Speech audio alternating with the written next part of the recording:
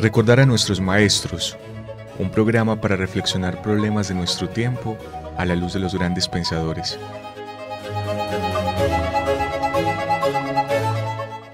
Dirección: Carlos Mario González, profesor de la Universidad Nacional de Colombia, sede Medellín.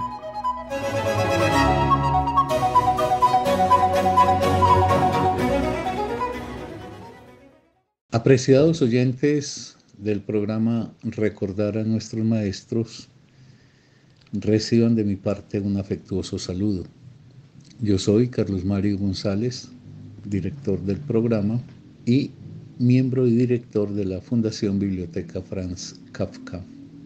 Este programa es producido por la emisora de la Universidad Nacional de Colombia, sede Medellín, Radio UNAL, y es llevado a cabo, es realizado por los miembros de la Fundación Biblioteca Franz Kafka. Antes de dar inicio al comentario, quiero ofrecer en el día de hoy, vaya mi gratitud y la gratitud en general de la BFK, que es la sigla de la Fundación Biblioteca Franz Kafka, para Jorgito Benjumea por su disposición y amabilidad, además de su eficiencia para poder llevar el programa hasta ustedes. Algunas inquietudes que nos despierta Anton Chekhov en su relato La sala número 6. El propósito que me anima y que en general acompaña toda la labor de la BFK es el de conseguir que los destinatarios que nos escuchan en los diferentes frentes culturales en que nos movemos hagan propio eso que formulamos y vayan por su cuenta a abordar a los pensadores y pensadoras que nosotros traemos a colación. Para el caso presente, el interés, confeso, es que quienes me oigan y no hayan tenido la oportunidad de leer a un extraordinario escritor como es Anton Chekhov, a una figura fulgurante en el ámbito de la literatura universal, lo hagan. Y que quienes ya conocen a Chekhov no vacilen en hacer eso que Borges decía que era un placer agregado, releer. Hoy quiero entonces decir algunas ideas, pero debo ser muy claro, algunas ideas de un texto que es mucho más rico de lo que yo voy a ofrecer en el limitado tiempo que tengo en este programa. Algunas ideas que emergen de la lectura de la sala número 6. Esas ideas cobran la forma de problemáticas y esas problemáticas nos inquietan. Yo quiero comenzar por un lugar común, pero no porque sea común deja de ser importante y necesario de tener en cuenta. Se suele llamar un lugar común a algo que se da por sabido por todos. No obstante, los seres humanos tenemos una tendencia a olvidar lo que sabemos. De ahí que no sea inútil evocar el lugar común.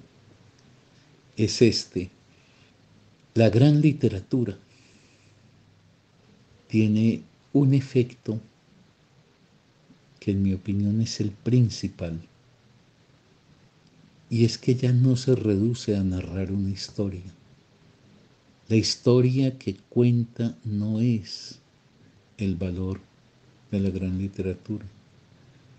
La historia es el vehículo para que a través de la pluma que logra una relación con el lenguaje precisa, bella, pertinente, emerjan problemáticas humanas que a todos nos incumben y que muchas veces dejamos de lado, porque uno vive sin pensar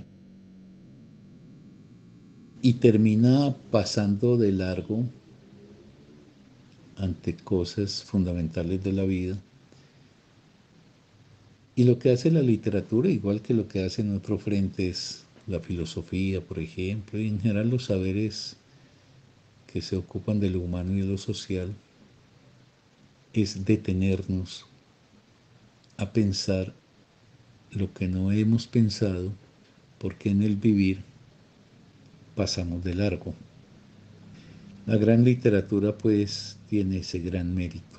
Y yo quisiera hoy señalar algunos aspectos, pero debo ser reiterativo, algunos, porque son muchos más los que nos ofrece un relato tan maravilloso como la sala número 6. Algunas de las problemáticas que pone en el tapete la escritura de Chekhov en este texto. Y para quienes no conocen el relato, yo voy a tratar de presentar las cosas de tal manera que sean comprensibles, que logren mostrar la importancia de leer un texto como este. Y acudiré a mencionar, pero simplemente como casi que pasaporte para poder ubicar el problema, algunos personajes, pero de tal forma que pueda ser entendible incluso por quien no haya leído el relato.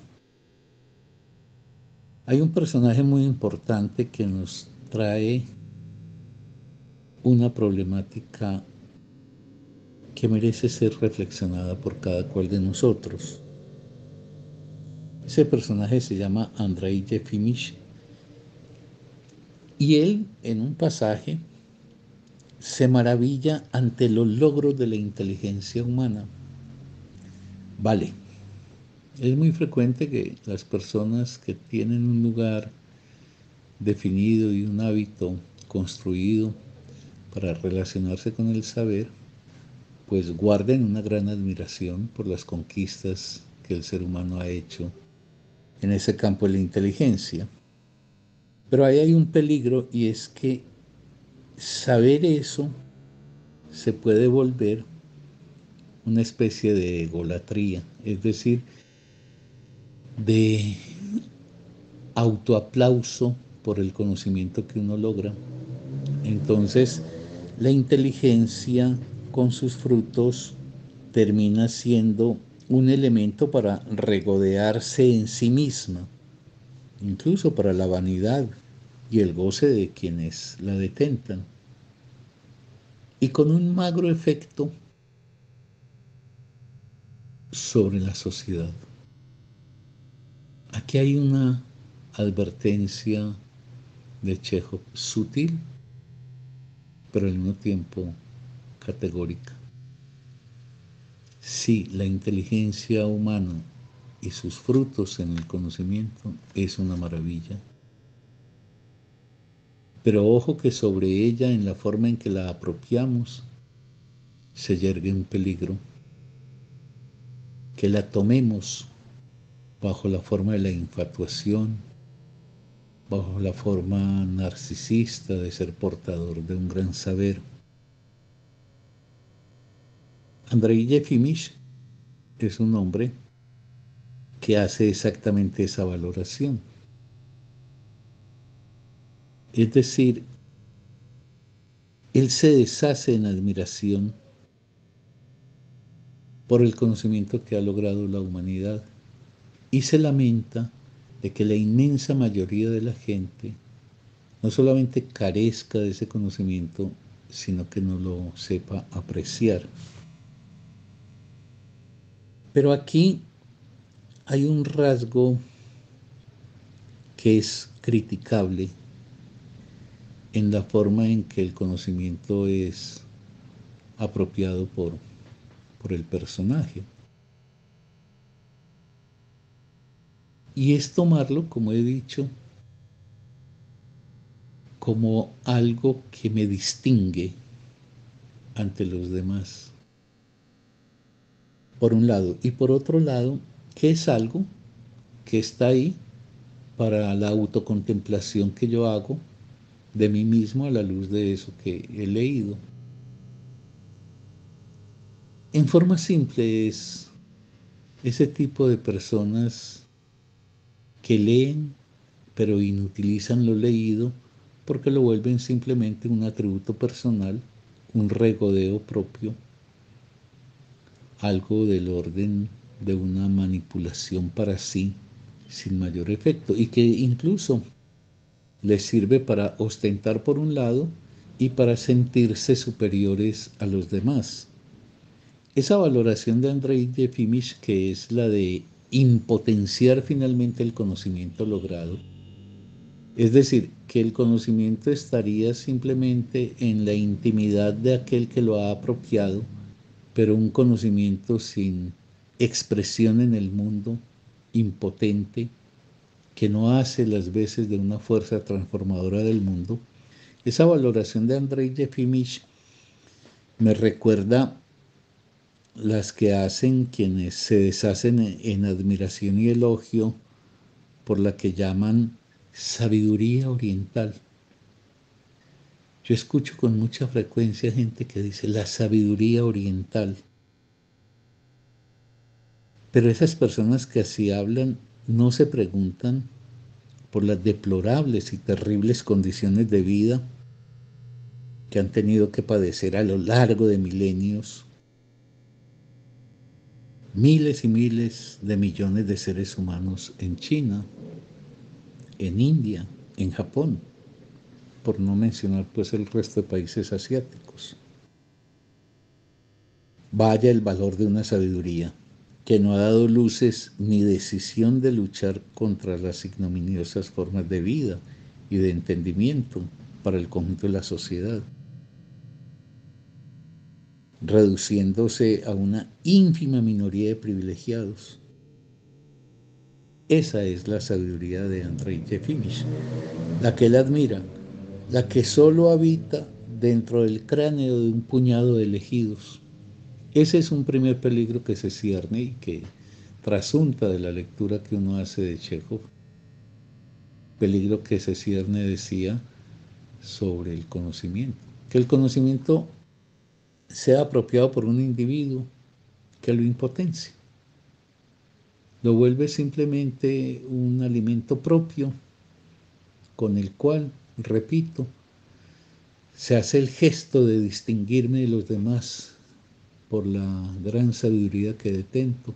Y de ahí que yo hubiese hecho comparación con los que hablan de la sabiduría oriental, porque de aquí uno debería plantearse que la sabiduría es aquello que logra efectivamente intervenir en la vida, tanto el individuo como la sociedad, para alcanzar formas, conquistar transformaciones que cualifiquen efectivamente la vida de los seres humanos. Lo demás es una forma, en mi opinión, muy perjudicial de fomentar la relación con el conocimiento. Otro asunto que aparece en estas páginas y que articula con la forma de pensar del personaje que he mencionado de Andrei Yefimich es que él da lugar a una pregunta metafísica.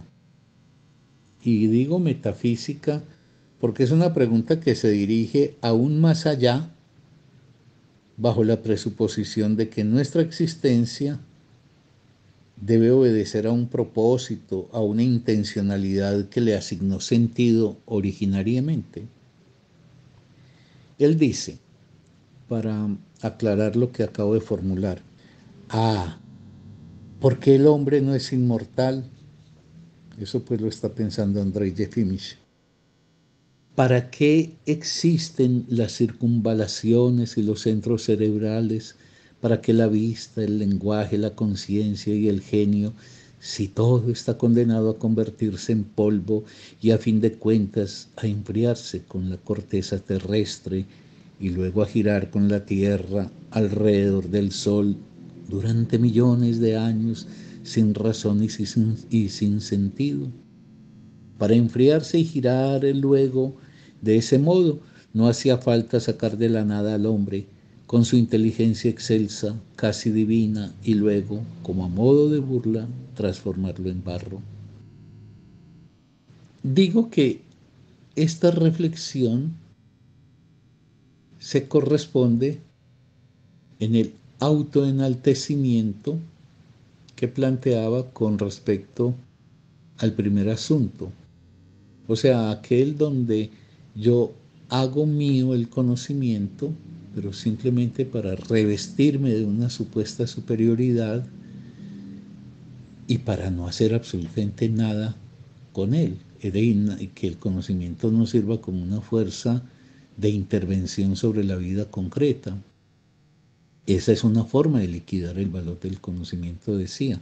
Pero ahorita, digo, conexo con lo anterior, lo que nos formula el texto de Chekhov, digamos, la problemática que salta a los ojos si uno es un lector acucioso y detenido, un lector reflexivo, es esa queja metafísica. Claro, porque como la inteligencia y el conocimiento me han dado un cierto prurito de superioridad, pues entonces viene la pregunta, pero ¿por qué la muerte? ¿Por qué la desaparición? ¿Por qué este carácter fugaz de nuestra existencia? ¿Cuál es el sentido de eso? Y eso es metafísico porque ese tipo de pregunta da por supuesto que hubo una intencionalidad que le debió haber asignado al ser humano en toda su maravillosa configuración, tanto biológica como mental, pues un propósito. De ahí que haya una especie de sorpresa de parte de alguien como Andrei Jefimich cuando no encuentra la respuesta de cuál es el sentido que en el ser humano tiene la muerte, porque ahí lo que se pide, casi que la petición de principio que se hace a algo que estaría más allá del mundo, porque en el mundo eso no se podría resolver, es el ser humano, por su maravillosa expresión y sus maravillosos logros, pues debería ser un ser inmortal. Y claro, hay una queja que formula el mismo Andrei Jefimich, y es que algunos se consuelan con que la inmortalidad estará dada en la transformación de la materia, donde, para decirlo gráficamente, pues los átomos que a uno lo componen, al uno morir se desharán, pero pervivirán en el mundo. Y en ese sentido, pues el átomo será perenne, mejor, los átomos que me componen serán perennes, solo que hay un error. Es que un átomo no soy yo, o no es un yocito mío deambulando por el mundo.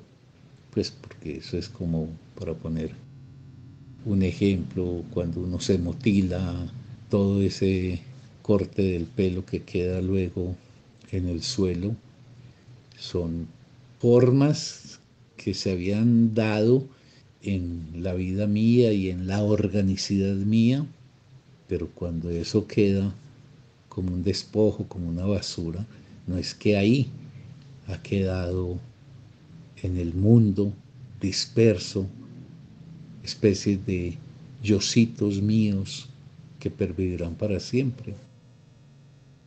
Entonces, claro, es una ilusoria esperanza, pero que está siempre sobre la base de hacer una petición de principio de que el ser humano debe ser inmortal, porque lo que cuesta, y este es un hecho crucial y este relato de alguna forma lo pone ante nuestros ojos, es el tema de aceptar la mortalidad absoluta del ser humano en todas sus manifestaciones, incluso la mortalidad como sociedad. Es decir, que el valor de la vida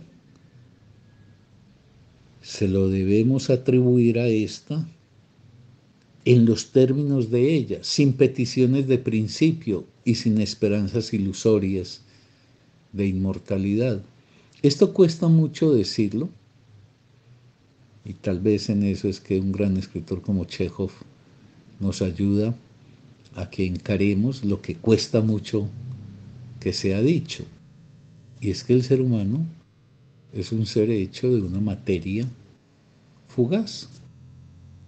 Y que incluso los mejores logros de nuestra existencia, como las producciones espirituales, el conocimiento y todas las riquezas que nos depara la filosofía, la ciencia, los saberes humanos y sociales, el arte, todo eso que nos permite, a diferencia de los animales, tener una dimensión tan dichosa con los logros del conocimiento, ese conocimiento, igual que nuestra materialidad, está asumido por un individuo que está destinado inevitablemente a desaparecer y con su desaparición, por ejemplo, en la muerte física, desaparecerá todo lo que él había logrado. Y entonces ahí es donde ancla esa petición angustiada de muchos de, pero eso no tiene sentido. No, eso sí tiene sentido. Lo que no tiene sentido es pedir que se le haya asignado sentido precedentemente por parte de alguna voluntad originadora de nosotros, un creador o lo que fuese. Que al morir, la muerte mal que bien y más pronto que tarde nos sumirá en un olvido absoluto y seremos nada, esa verdad no niega el sentido de la vida, más bien reclama que tengamos el coraje de valorar la vida, de amarla y de proveerle sentido a nosotros en los términos finitos en que existimos. Hay ahí una reclamación subyacente en el relato de Chekhov por contravía a lo que dice Andrei Yefimich, de que aceptemos que somos seres hechos para morir, pero que la muerte no será solamente la muerte de nuestro cuerpo, sino que es la muerte de todo lo que hemos sido y que más temprano que tarde, ni siquiera lo que hicimos, los hijos que tuvieron los que tuvieron hijos, los escritos que escribieron los que escribieron, las acciones que desplegaron otros, todo eso se perderá en el absoluto olvido. Algunas estadísticas señalan que la humanidad, desde que el Homo sapiens sapiens existe, ha tenido 108.000 millones de seres. Hoy tenemos 8.000 en el planeta. Eso quiere decir que 100.000 millones de seres han estado en el mundo y han desaparecido. Pues bien, el 99.9999% de esos seres humanos, ninguno de nosotros tiene conocimiento de su existencia, ni tenemos ninguna recordación de las ejecutorías que hubiesen hecho en la vida, por loables que éstas hubiesen sido, etc.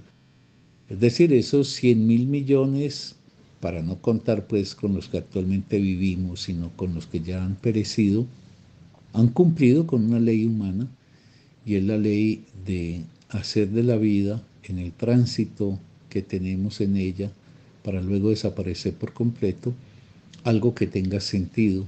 Ese sentido ha podido ser meritorio o puede ser deleznable.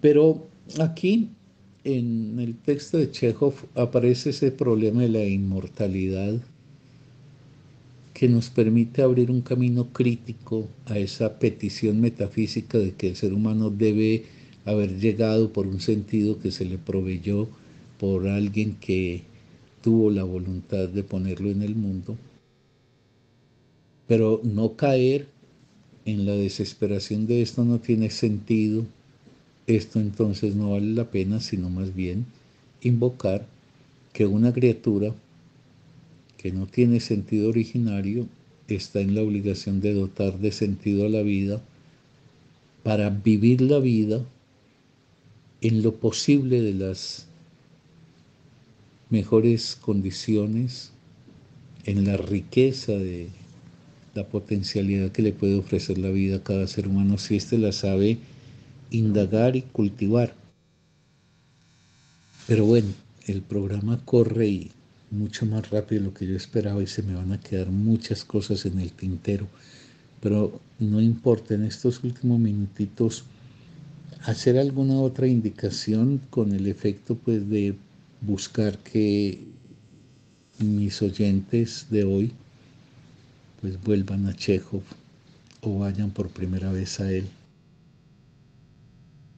Andrei Yefimich, ese hombre que se considera distinto a los demás porque tiene algunos saberes contenidos en su intimidad pero inutilizados porque no se vuelven una fuerza que intervenga sobre el mundo, es un hombre pasivo. Y desde esa pasividad es un hombre que ha malbaratado la vida. Su pasado, cuando quiere volver a él, le repugna. Y el presente también. Porque es un hombre que no ha logrado hacer de la vida un valor para sí mismo. Lo que hace no le merece ni aprecio ni orgullo. En síntesis, es una existencia insatisfactoria. Eso también enlaza con lo que yo decía antes, porque lo que vamos encontrando en Chekhov es, uno, nosotros no somos una criatura que hayamos sido designada por ninguna voluntad anterior para que tengamos un papel especial en el mundo. Somos una criatura que maravillosa y extraordinariamente emergió en los procesos de desarrollo de la materia y de evolución de la vida orgánica. Nosotros somos una criatura obligada a dotar de sentido nuestra propia vida. Y ese sentido de la vida se mide en la gratificación que nos depara el ejercicio de la misma que nosotros adelantamos. Por eso un hombre como Andrei Yefimich es un hombre que devalúa la vida porque finalmente lo que a él lo caracteriza es la inacción respecto del mundo y de la misma vida en función de las cosas que como conocimiento ha reunido. Y en fin, ahora sí se me terminó el tiempo y yo quisiera dejarle a los oyentes la idea simplemente de que a la par de esto que he enunciado, el relato ofrece muchos otros problemas. Problemas en el buen sentido de aquello que debe inquietarnos, porque si nos inquieta nos ayuda a reflexionarlos y si los reflexionamos cabe la posibilidad de que los volvamos una actitud de modificación de nuestra relación con la vida en aras de conseguir la mejor cualificación posible de esta. Entonces, reiterando que queda en deuda seguramente una relación hecha sobre este relato tan maravilloso, pues decir que yo me doy por satisfecho simplemente si he logrado cumplir el cometido de inquietar a algunos de ustedes para ir a la lectura de un pensador tan extraordinario como Anton Chekhov, uno de cuyos textos, por decirlo inolvidables, es precisamente la sala número 6. Hasta aquí hemos llegado, pues, amables oyentes, y espero que en la próxima emisión nos sigan acompañando. Hasta pronto.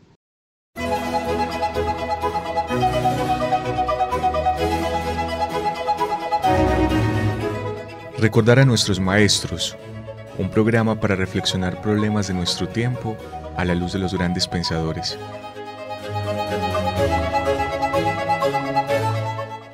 Dirección: Carlos Mario González, profesor de la Universidad Nacional de Colombia, sede Medellín.